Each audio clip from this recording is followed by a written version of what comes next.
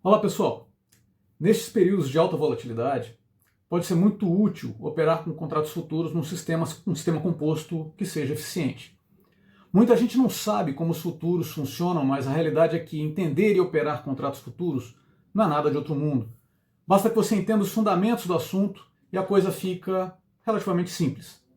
Mas é importante mexer com isso só depois de entender como funciona, porque futuros são naturalmente alavancados, o que pode ser muito bom por um lado e muito arriscado por outro. Sendo assim, eu resolvi resgatar uma aula que eu apresentava no meu curso avançado antigo, especificamente para ajudar aqueles que ainda não se beneficiam dos contratos futuros nas suas operações no mercado. E olha que os futuros podem ser muito interessantes, tanto como proteção quanto como geração de rentabilidade. Então, aproveita essa aula na íntegra e seja bem-vindo a este novo mundo dos mercados futuros. Vamos lá.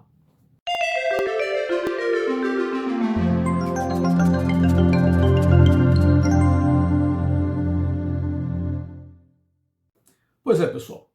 Como eu disse, nesses períodos de alta volatilidade, pode ser muito interessante incluir no seu arsenal de estratégias algumas que sejam voltadas a operar com contratos futuros, usando assim um eficiente sistema composto, né?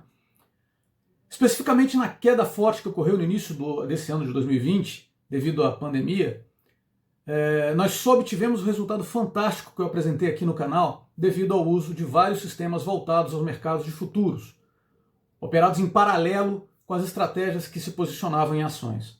Para que vocês tenham uma ideia, hoje eu opero com cerca de 10 sistemas automatizados, mais de 10 na verdade, os ditos robôs, né? Dos quais mais da metade são voltados à operação com contratos futuros, principalmente dólar futuro e índice futuro. O assunto pode parecer complicado, mas não precisa ser assim. Eu vou colocar aqui nesse vídeo um trecho de uma aula que eu apresentava e que destrincha muito bem as características dos futuros. São cerca de 40 minutos que permitem ao interessado esclarecer suas principais dúvidas sobre o assunto. Eu espero que vocês gostem. Então, sem mais delongas, vamos aos futuros. Então, pessoal, vamos falar de contratos futuros.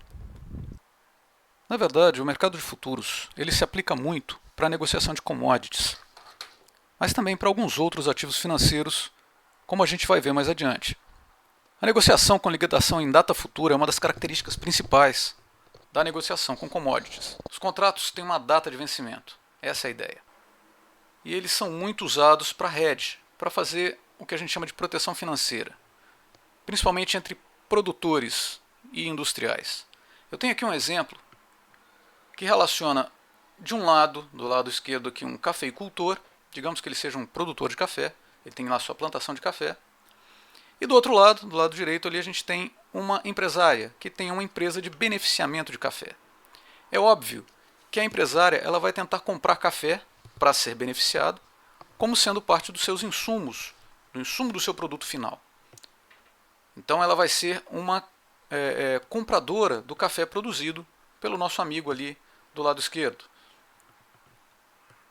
A questão toda é a seguinte: qualquer um dos dois, na verdade todos os dois são empresários, todos os dois têm ali o seu business case, né, o seu plano de negócio. E quando eles colocam na ponta do lápis, é óbvio que eles vão ter seus custos. Por exemplo, o cafeicultor vai ter custos envolvidos com a sua produção de café. Ele vai ter que arrendar um terreno, né? Ele vai ter que, enfim, contratar mão de obra, fazer todo o plantio, né? Cuidar da lavoura, contratar maquinário para poder fazer a colheita, ensacar, enfim, transportar esse café. Ele tem vários custos aí. E se ele colocar na ponta do lápis, ele vai ver que ele vai ter que garantir um preço mínimo para aquele café, de forma que, no final das contas, ele consiga ter lucro nessa operação dele. O preço do café, quando ele for vender esse café, ou seja, lá no futuro, tem que estar um valor que seja pelo menos algo que pague os custos que ele teve. Então imagina que ele jogou a sementinha de café no chão, né? E aquele cafezal que ele está plantando vai dar café daqui a um tempo, né? Então ele está se planejando aqui para a próxima safra, digamos assim. Ele precisa garantir que o preço ao qual ele vai vender aquele café que está crescendo seja pelo menos algo que pague os custos que ele tem. Lá do outro lado, a empresária também tem os seus custos. Ela sabe que ela vai ter que comprar o café. E ela tem custos ali também que são contratação de mão de obra, manter uma linha de produção, o aluguel do galpão da fábrica, todo o custo que ela tem de marketing com o produto, enfim, de distribuição, etc, etc, etc. Ela sabe que ela vai ter que vender aquele produto no mercado a um determinado preço. E ela sabe que ela vai ter que comprar o café não beneficiado ainda do produtor, do cafeicultor, a um determinado preço também. Se aquele preço ao qual o cafeicultor estiver vendendo o café estiver muito alto, isso vai complicar a vida da nossa empresária. Então a coisa funciona como? Temos aí uma interrogação, que é qual será o preço futuro? Qual é o preço futuro da saca de café? Isso vai impactar os dois negócios, tanto do cafeicultor quanto da empresária.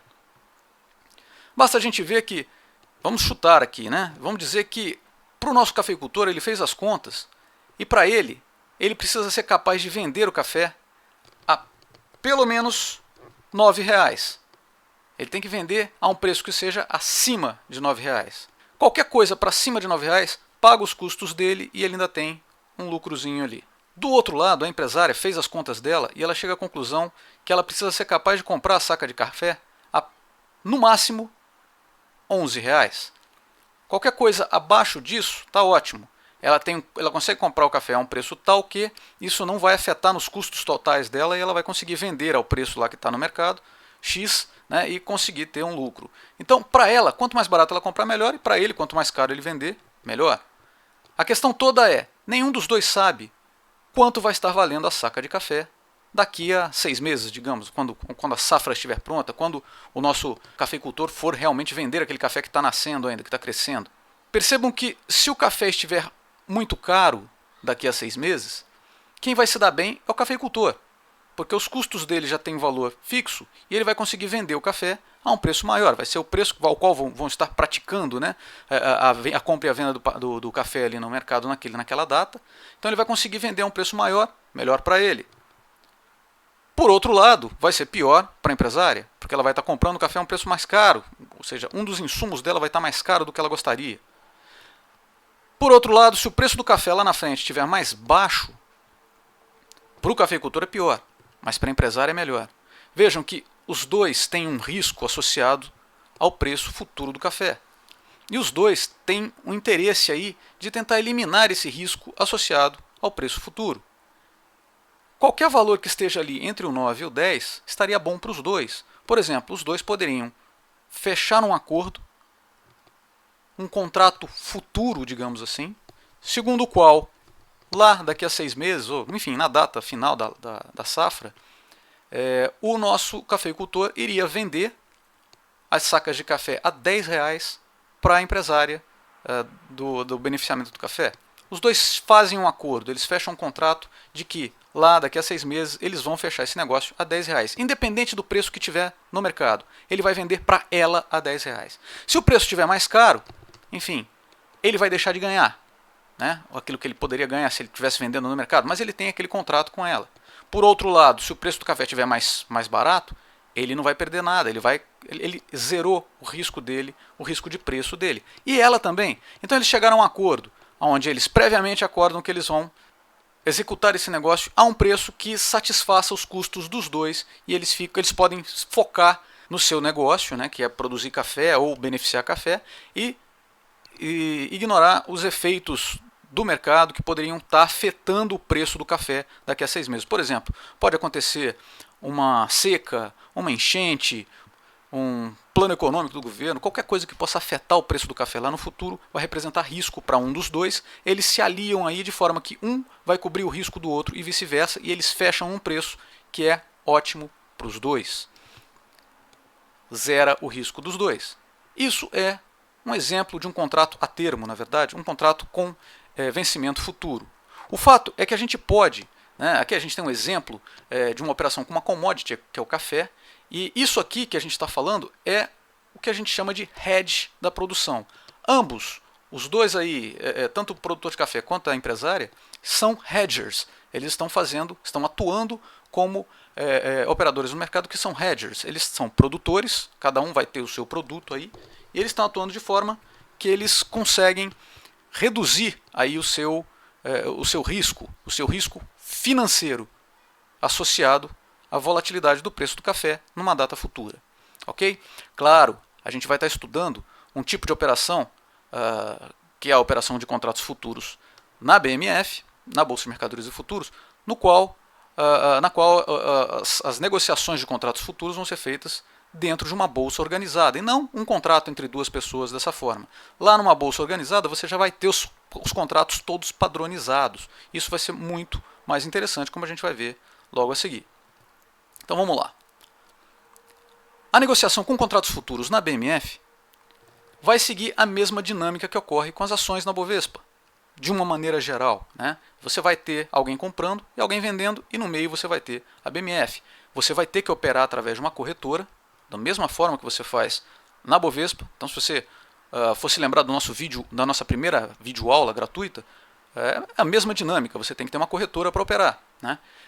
As ordens vão cair nos livros de ofertas de cada commodity que vão estar operando lá dentro da bolsa, na BMF, e tudo vai funcionar exatamente como a gente já viu lá no primeiro vídeo, que tratava de conceitos básicos, né, de introdução ao mercado de operação. Na verdade, no primeiro e no segundo vídeo dos nossos vídeos gratuitos, vocês vão ver que o funcionamento é praticamente a mesma coisa. Você coloca a ordem de compra ou de venda, né, ou seja, de um contrato futuro, na sua corretora, e ela encaminha essas ordens para BMF.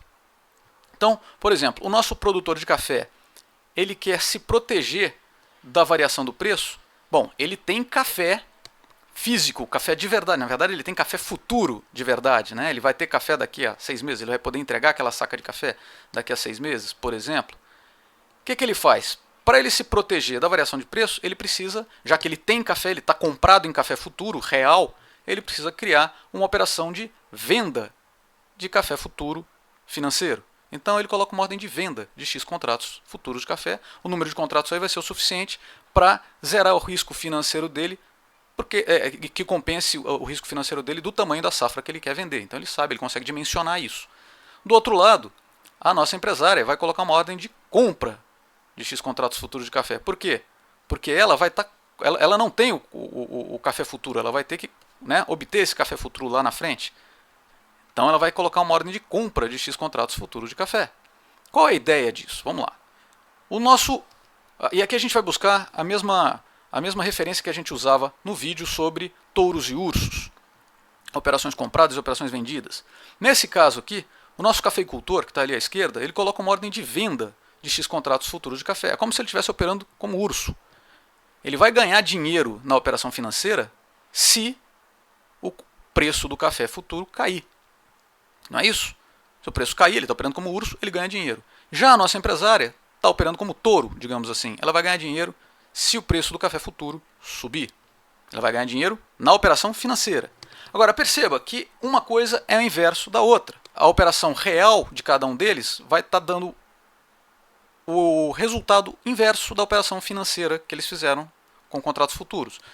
Então, o nosso cafeicultor ali está como urso na operação financeira, porque ele tem café, né? Ele está, de certa forma, o café físico que ele tem, que ele está produzindo, se valoriza se o preço subir.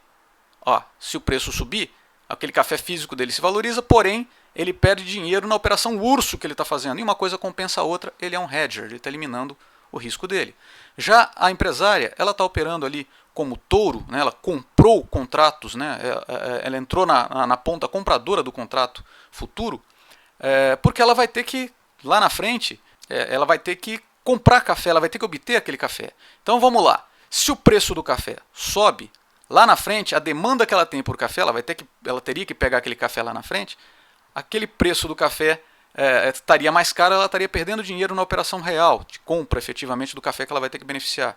Porém, ela ganha dinheiro na operação touro que ela está fazendo aqui, e uma coisa anula a outra. A mesma coisa vale para o inverso. Ou seja, os dois aí eliminaram seu risco referente à variação do preço futuro do café. E essa é a ideia do hedger. Vamos em frente. Algumas diferenças. Eu falei que a dinâmica é a mesma, né, da Bovespa, das ações, mas tem algumas diferenças. A principal delas diz respeito à margem. Como a gente está lidando com um bem que é futuro, né? O bem não existe, o café ali ele não existe ainda, o café ainda está crescendo, né? No caso do exemplo do café, as corretoras vão exigir que você deposite para operar uma margem de garantia, ou seja, um valor X que corresponda, digamos assim, a uma parte daquele bem que vai vir a existir no futuro, né? Então essa margem de garantia ela é função do fato de que os contratos têm uma liquidação futura. A corretora vai exigir o depósito dessa margem para cada operação. Essa margem vai ficar bloqueada, ou seja, é um valor em dinheiro que fica bloqueado lá, enquanto a operação estiver acontecendo. E é exatamente por causa dessa margem que a gente vai ter alavancagem nas operações de contratos futuros. Por quê? Porque na margem, a corretora não vai requisitar que eu coloque como margem 100% do valor necessário. Não. Ela vai exigir um valor pequeno, né? Normalmente bem menor do que seria o real, né? Vai exigir que eu deposite um valor pequeno agora, mas na verdade aquele valor pequeno é só para permitir que eu entre na operação futura, porque o que está valendo mesmo é o valor real daquela commodity que está operando. Em outras palavras, digamos que eu tenha aí a margem represente 1/10 do valor real do que está lá acontecendo. Eu coloco 1/10 do valor e estou lá operando em cima da commodity, do café, por exemplo. O café se valorizou em 10%, ora, como eu só precisei depositar 1/10 da margem, eu já tive uma valorização, né, de 10 vezes isso. A gente vai ver isso melhor nos próximos slides, mas a alavancagem ela vai estar diretamente ligada à margem. Em outras palavras, o trader só precisa depositar a margem para operar com o valor inteiro. Tá, mas explica melhor isso aí, Rogério. Bom, acho que vai ficar mais claro quando a gente fizer passar por esse próximo slide. Os contratos futuros eles têm um negócio chamado de ajuste diário ou marcação a mercado. O que é isso? Diferentemente de uma ação, onde eu compro a ação do Bradesco, por exemplo, e se a ação do Bradesco se valoriza, obviamente que eu estou ganhando dinheiro em termos, né, eu poderia vendê-lo a um preço maior do que aquele que eu comprei, mas ele se valoriza porque eu tenho a ação. Nesse caso aqui a gente está falando de contratos futuros, ninguém tem nada ainda porque aquele troço não aconteceu, né? Aquele troço é futuro ainda. E como é que se faz a troca de valores aí de quem está ganhando e quem está perdendo? Bom, a gente já sabe que existem dois polos aí no nosso contrato futuro, em cada contrato futuro, cada negociação. Tem o lado comprador e o lado vendedor. E todos os dois depositaram as suas respectivas margens. Ali, as suas margens de garantia são o dinheiro que está colocado ali embaixo. Digamos que o cafeicultor vendeu X contratos a R$10. E a empresária comprou X contratos a R$10. Então, eles entraram aí como contrapartes num contrato futuro. Claro que tudo isso é feito de forma anônima, você tem a BMF no meio e eles nem sabem quem é o sujeito que está do outro lado da bolsa, né, fazendo a outra ponta do contrato. Mas o fato é que eles entraram na operação e está lá, cada um está posicionado. Um está posicionado como urso, vendeu X contratos a R$10, e a outra está posicionada como touro, comprou X contratos a R$10. Caso o preço suba, o que acontece? Se o preço sobe, o nosso amigo ali, cafeicultor, ele vai ganhar dinheiro na atividade real dele, porque ele tem café, né? O café está subindo, então ele está ganhando dinheiro na atividade real dele. Porém, ele está perdendo dinheiro na operação futura, porque ele está como urso nessa operação. O urso ganha dinheiro se o preço cair e o preço subiu. O contrário acontece com a nossa empresária ali. Se o preço subir, ela perde dinheiro na atividade real dela, porque ela vai ter que comprar café lá na frente, né? Quanto mais caro tiver o café, pior para a empresa dela. Por isso ela entrou na operação financeira, porque ela ganha dinheiro na operação futura. Ela está posicionada como touro na operação. Ela comprou X contratos futuros. Então se o preço subiu, ela já ganha dinheiro na operação futura. Dessa forma ela está atuando como hedger. Se acontecer o contrário, um detalhe. Quando acontece isso, ou seja, se o preço subiu, quem está perdendo dinheiro na operação financeira é o cafeicultor, porque ele está como urso, certo? O ajuste diário ou marcação a mercado do mercado de futuros é o seguinte: à medida que o preço está variando, as corretoras já estão trocando dinheiro entre si e tirando dinheiro da conta de quem está perdendo para a conta e jogando na conta de quem está ganhando. Isso é o que a gente chama de marcação a mercado. Então, à medida que a commodity ou o índice que está regendo o valor desse contrato futuro, no caso aí é o café, à medida que o preço dele varia no mercado, a BMF já vai ditando às corretoras que elas joguem o dinheiro Dinheiro da onde? Daquelas margens que estão bloqueadas. Então já vai tirando o dinheiro da margem do cafeicultor e jogando na margem da empresária. A margem do cafeicultor fica menor, o saldo dele fica menor, e o da empresária já fica maior. Se no dia seguinte o preço cai, o que acontece é o inverso. Se o preço cai, o cafeicultor já começa a ganhar dinheiro na operação futura, apesar de que o café dele está se desvalorizando. Não importa. Para eles, essa variação já não importa mais porque eles estão hedgeados, eles estão protegidos um pelo outro. Mas é interessante entender a dinâmica da coisa que, se o preço cair, a empresária vai ganhar dinheiro na atividade real dela, porque vai ser mais barato comprar o café que ela vai precisar lá na frente, mas ela perde dinheiro na operação futura. E aí a bolsa joga o dinheiro de volta para o outro lado. E fica nessa ciranda o tempo todo, sendo ajustado dia após dia. Na verdade, cada oscilação de preço, esse ajuste já vai estar sendo debitado ou creditado na sua margem, dependendo de se você é touro ou se é urso e se o preço subiu ou desceu, né? O importante aqui é que, para o caso desses dois sujeitos aí, ambos são hedgers. Eles entraram nessa brincadeira para zerar o risco de preço das suas atividades de produção. Ok, ótimo. E daí? Daí que é o seguinte: eu não preciso ser produtor nem empresário para entrar numa dessas pontas do contrato futuro.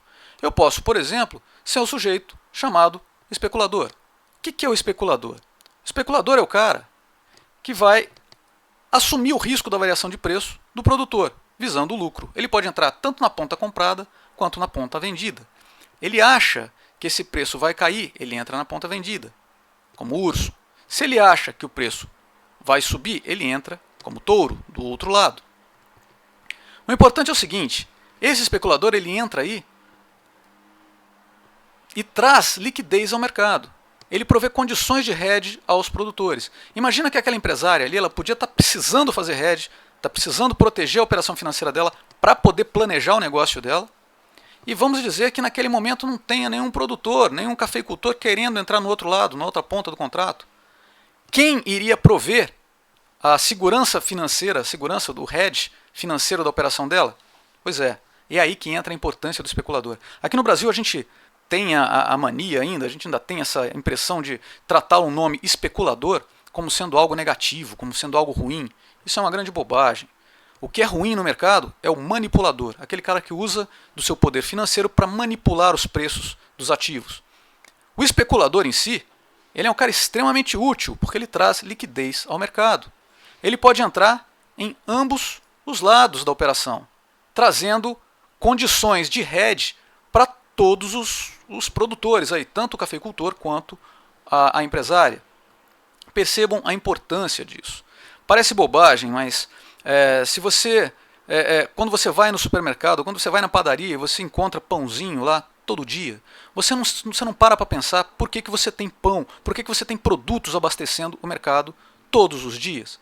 Imagine que você seja um produtor de trigo e quando você colocar na ponta do lápis o seu plano de negócios, você provavelmente vai chegar à conclusão que existem determinadas épocas do ano nas quais o risco, né, o seu risco tanto de produção quanto financeiro, até porque uma coisa está ligada à outra, o risco é maior ou menor dependendo da época do ano.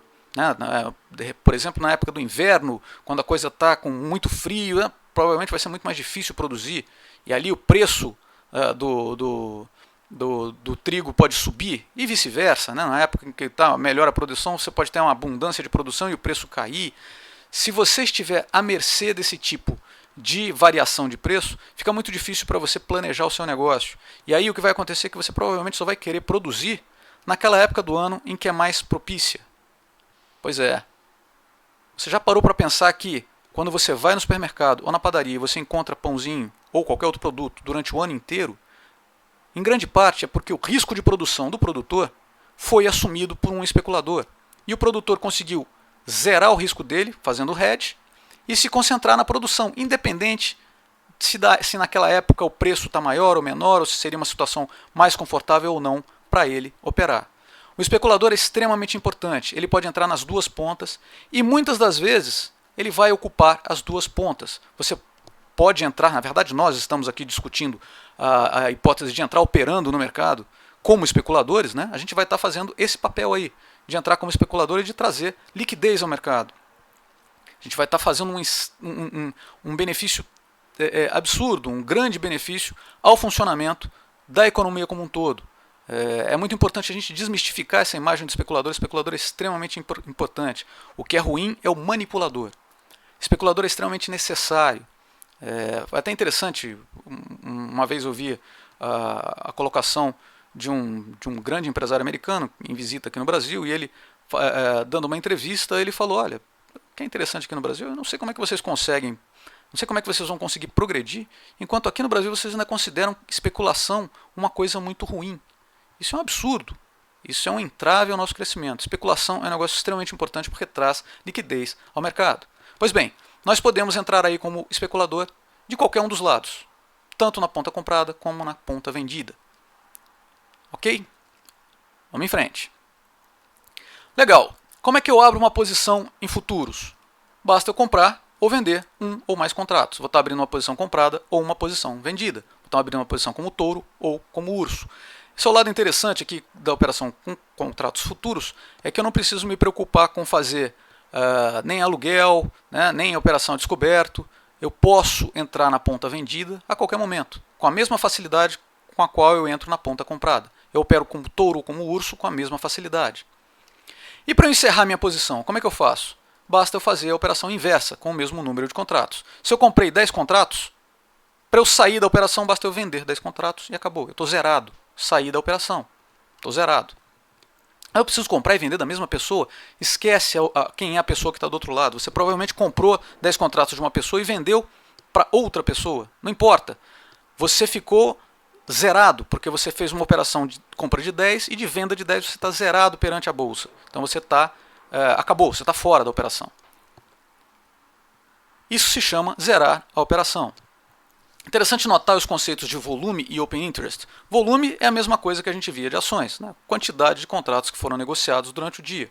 Mas vocês vão ver que dá para plotar um gráfico, além do volume, né? Além daquelas barrinhas verticais do volume, dá para você plotar um outro gráfico de outras barrinhas verticais que são chamado open interest. Open interest também conhecido aqui entre nós no Brasil como contratos em aberto. Basicamente, isso aí nos conta, isso aí nos dá o número de contratos que, após o fechamento do pregão da BMF, permaneceram em aberto, ou seja, pessoas que não zeraram suas posições, que permaneceram com os contratos em carteira, seja do lado comprado ou do lado vendido. Isso é o que a gente chama de contratos em aberto, ou open interest. Ok, até agora a gente falou de contratos de commodities em geral, ou seja, café, por exemplo. E se a gente quiser falar de índice e mini índice? Os contratos de índice, que é o que a gente vai estar tratando especificamente no nosso curso avançado, no capítulo 8, onde a gente vai estar desenvolvendo trading systems compostos para operação automatizada no intraday com contratos de mini índice. O que são esses contratos de mini índice? Porque é fácil você entender que você quer comprar ou vender café numa data futura, né? Com o exemplo que a gente deu, acho que ficou claro. E o contrato de índice? Nada mais é do que uma aposta de qual vai ser o valor do índice Bovespa na data do final do contrato. Claro, o contrato tem uma data final, né? Uma data de vencimento. E, enfim, isso seria um contrato de índice. E o contrato de mini índice nada mais é do que algo que equivale a 1/5 do índice cheio, ou seja, do contrato de índice cheio.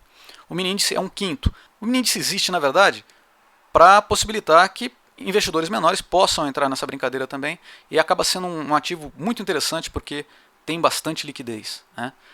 Todos esses contratos eles são definidos por códigos e têm suas datas de vencimento. O índice cheio, por exemplo, ele vai ser conhecido pelo código IND.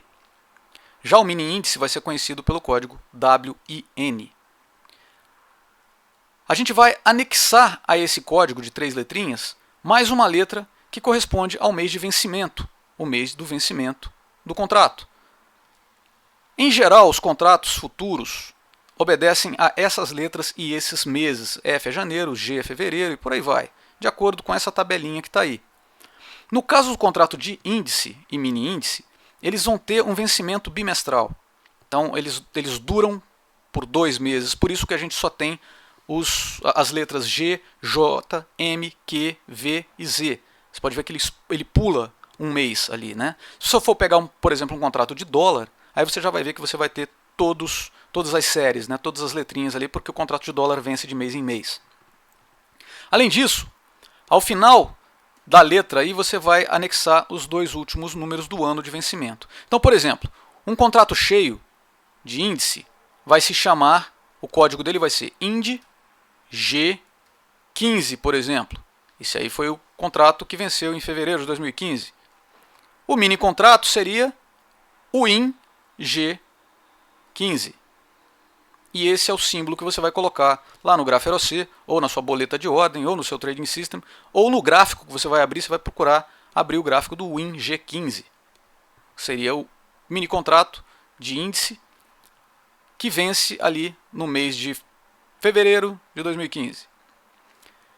O vencimento sempre vai ser na quarta-feira mais próxima do dia 15 do mês de vencimento. Então é sempre ali no meio do mês, né? Mas a data é divulgada pela Bolsa com antecedência, você tem como olhar o calendário lá e ver a data em que aquilo ali vai acabar. De qualquer forma, a liquidação sempre é financeira. Vale lembrar que você está tendo aquele ajuste diário, né, aquela marcação a mercado, dia após dia. Quando chega lá no final, basta simplesmente jogar o restinho, né, do que sobrou ali do ajuste de um lado para o outro e acabou.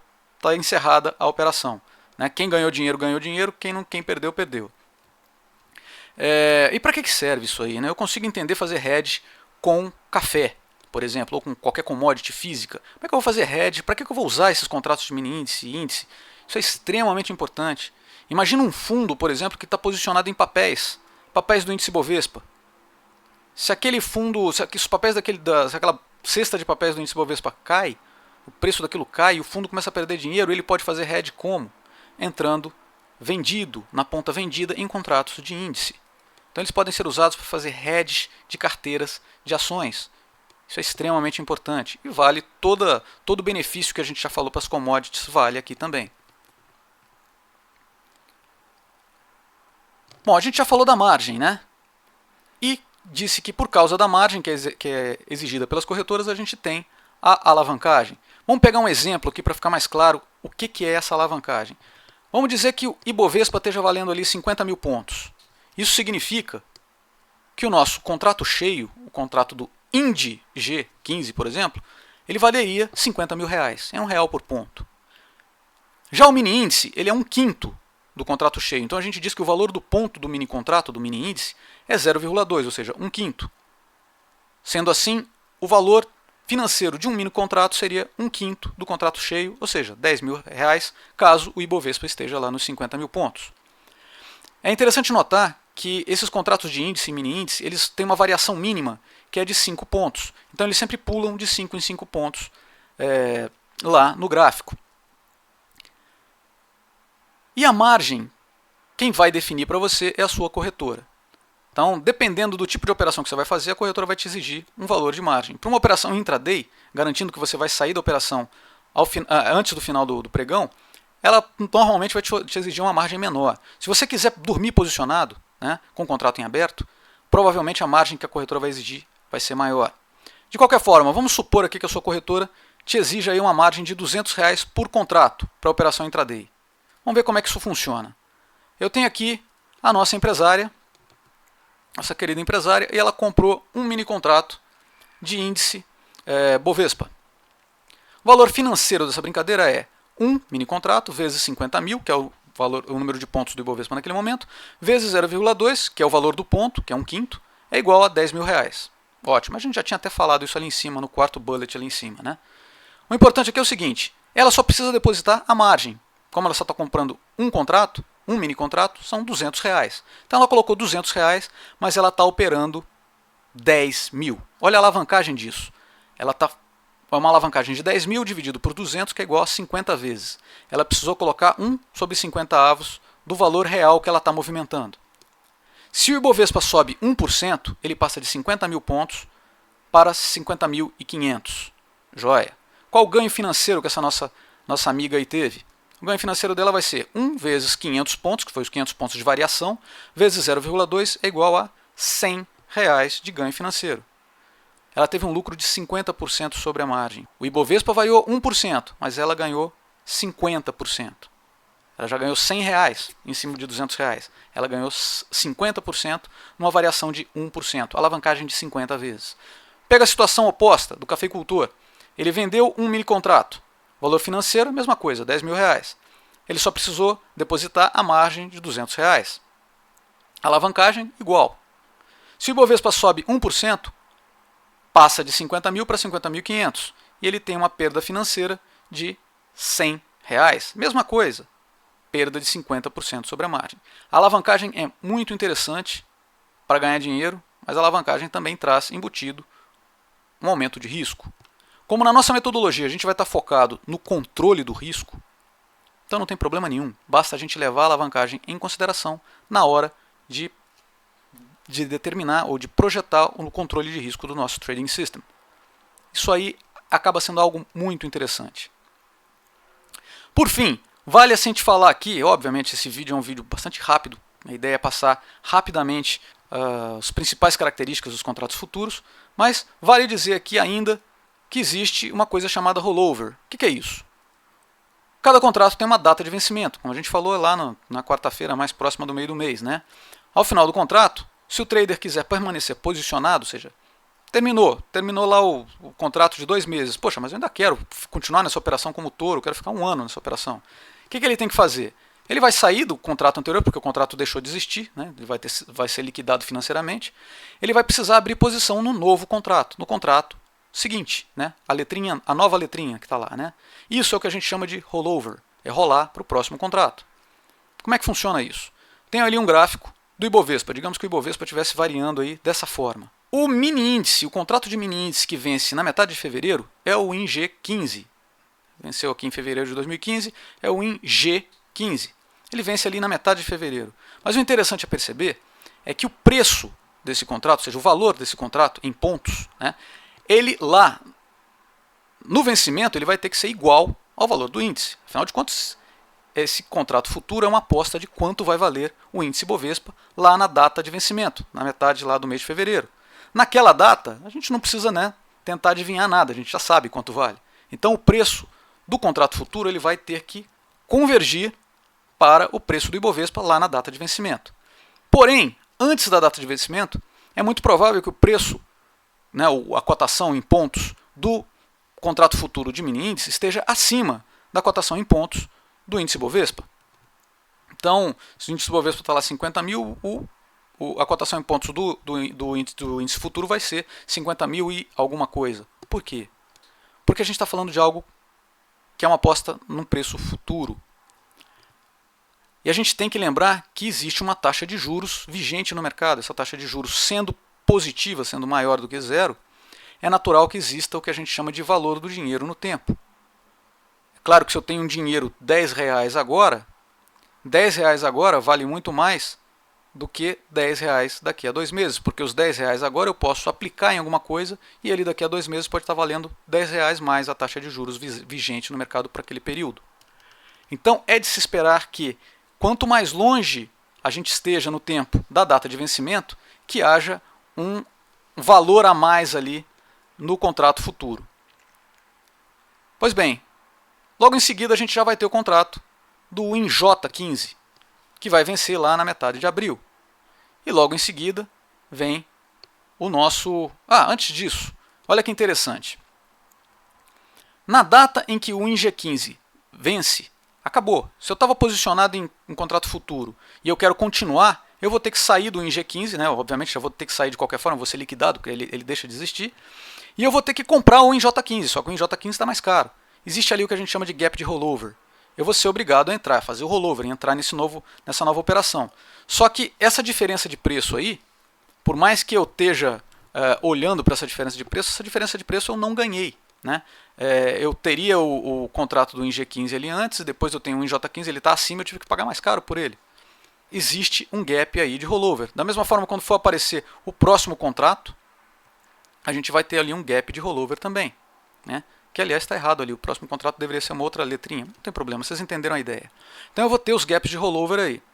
É claro que a gente pode sim juntar esses gráficos todos e construir um contrato contínuo. No caso do mini índice é o que normalmente você vai encontrar nas plataformas, atendendo pelo nome de WinFoot. Seria o contrato contínuo. É aquele contrato que junta os diversos gráficos dos contratos de cada mês ali, né? Junta num contrato contínuo. Mas aí vai ser necessário fazer o que a gente chama de ajuste de rollover, para que quando você for rodar uma simulação, um backtest, um portfólio backtest em cima do seu contrato contínuo, você possa ter um resultado correto de rentabilidade e de risco como resultado do seu portfólio backtest. Se você não fizer o ajuste de rollover, você vai ter resultados errados ao final da sua análise de backtest. Bom, enfim, a gente vai falar sobre como fazer ajuste de rollover, vai mostrar como fazer isso, inclusive, no nosso curso avançado. Fiquem tranquilos que lá, provavelmente na terceira ou na quarta aula, a gente vai estar abordando isso aí em detalhe. Mas é importante que vocês entendam que isso existe. É isso aí, pessoal. Depois dessa aula, não tem mais razão para você não se interessar pelos mercados de futuros. Eu espero ter conseguido demonstrar como funcionam os principais conceitos desse assunto e eu espero ter passado a ideia de quão úteis robôs que operam com futuros podem ser para a sua carteira, para a saúde da sua carteira de investimentos. Infelizmente, poucos cursos, livros e videoaulas abordam esse assunto com a devida atenção. Muita gente entra no mercado de futuros sem saber como funciona e aí se arrisca desnecessariamente com a alavancagem que esses instrumentos apresentam. Aí depois o pessoal não entende por que perde dinheiro na bolsa. Procure informação antes. Se você gostou do vídeo, aproveita agora para deixar o seu like e compartilhar. Se ainda não o fez, não deixe de se inscrever no nosso canal e ativar as notificações. Caso concorde ou discorde daquilo que eu expus aqui, não deixe de colocar o seu comentário aqui embaixo. Afinal, você já opera com o mercado de futuros ou não? Eles já protegem a sua carteira fazendo hedge ou eles contribuem pesadamente para o resultado de rentabilidade que você obtém? Conta um pouquinho aqui para a gente aqui embaixo. Mas seja como for, lembre-se de que uma metodologia cientificamente embasada é a única forma racional de se manter lucrativo no mercado.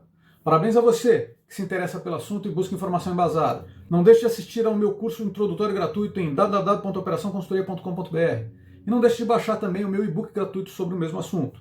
Também em www.operaçãoconsultoria.com.br ou www.rogeriopassos.com, os dois endereços caem no mesmo lugar. É isso aí. Espero que vocês tenham gostado do vídeo. Um forte abraço e até a próxima.